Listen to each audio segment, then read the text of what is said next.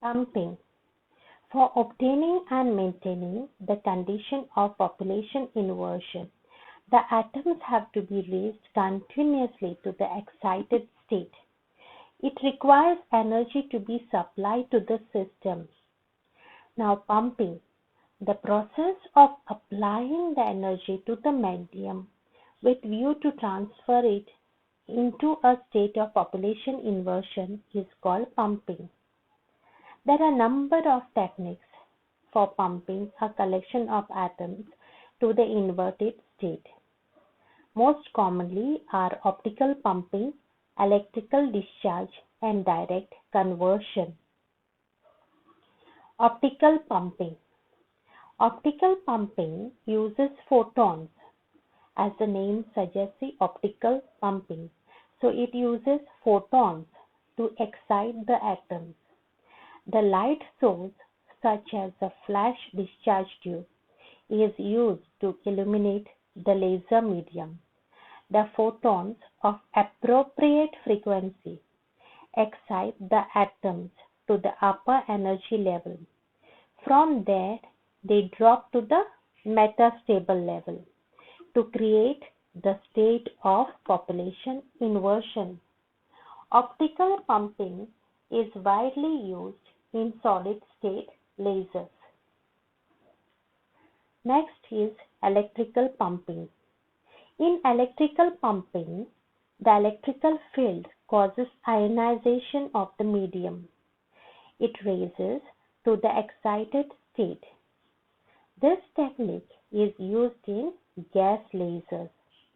In case of gas lasers, a high voltage pulse initially ionizes the gas so that it conducts the electricity.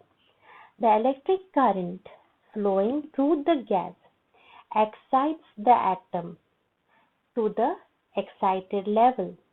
From there, they drop to the metastable level, leading to population inversion. Next is direct conversion. Direct conversion is from electrical, it is a direct conversion of electrical energy to light energy, and it is specially used in semiconductor diode lasers. So let's see the pumping schemes. Atoms are characterized by energy levels. Among them, 3 or 4 levels will be very useful to the pumping process.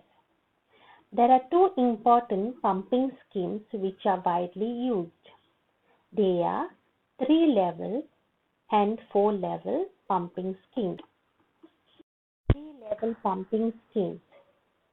3 levels. Now, in this pumping scheme, there are 3 levels, that is E1, E2, and E3. E1 is the ground state, E3 is the pumping level state, and E2 is the metastable state, which is called as the upper lasing level.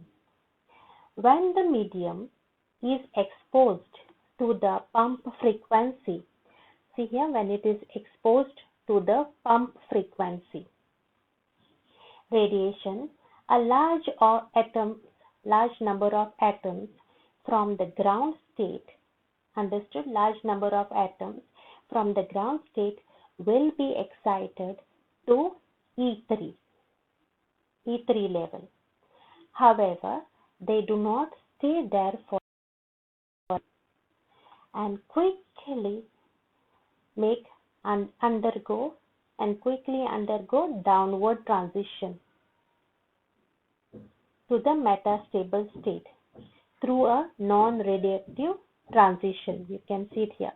And quickly they make downward transition here, and quickly they make a downward transition here through a non-radiative transition. The pumping still continues, and after a short time there will be large number of atoms which are accumulated in this level, that is E2 level, upper lasing level. When more than half of the ground state atom, ground state atom accumulate at A2, the population inversion condition is achieved between the two states E1 and E2. Now a chance of photon. Now you can see here in this case here, now more than half the atoms state are in metastable state. So now a chance photon which is emitted spontaneously helps to trigger the atoms in the metastable state to emit stimulated emission.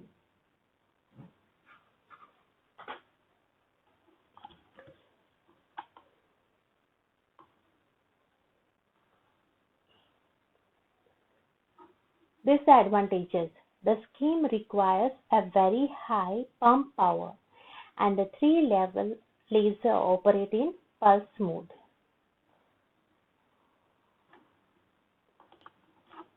Level pumping scheme.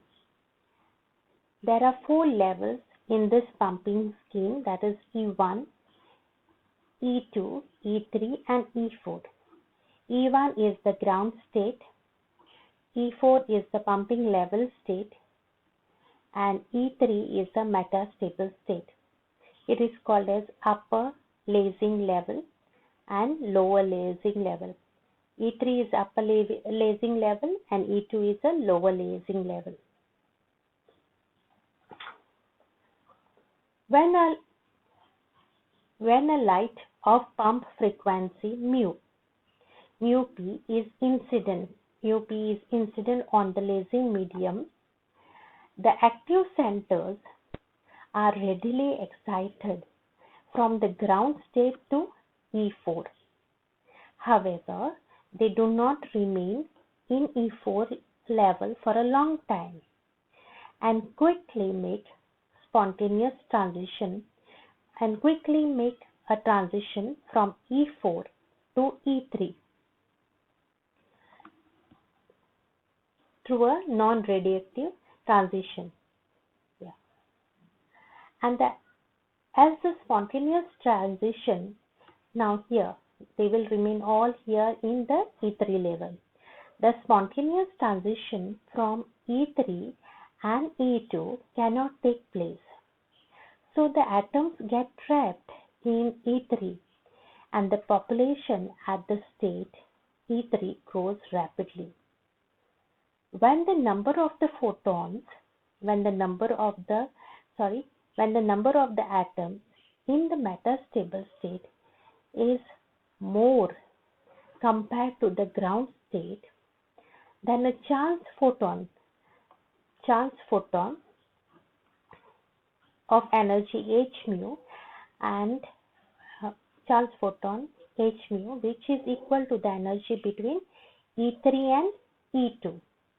So h mu is equal to E3 minus E2 emitted spontaneously, a chance photon which is emitted spontaneously, whose value must be equal to E3 minus E2, can trigger the atom in the metastable state to start a stimulated emission, and this brings the atom to the lower lasing level E2. From E2, the atoms subsequently undergo non-radioactive transition to the ground state E1. Okay, so from here they undergo another transition to ground state, that is a non-radiative transition. Okay, and will be once again, this is very important. Now see here, from E2 the atoms will be subsequently undergo non-radiative transition to the ground level E1 and will be once again available for excitation, making it possible for light to be emitted continuously. This is the difference between 3 level and 4 level. Advantages: the lower laser transition level in this scheme is nearly vacant. Therefore, less pump is sufficient. See here, you can see here, the lower lasing level is nearly vacant. As a result, less pump power is sufficient to achieve population inversion. The 4-level laser operates in continuous wave mode, CW mode.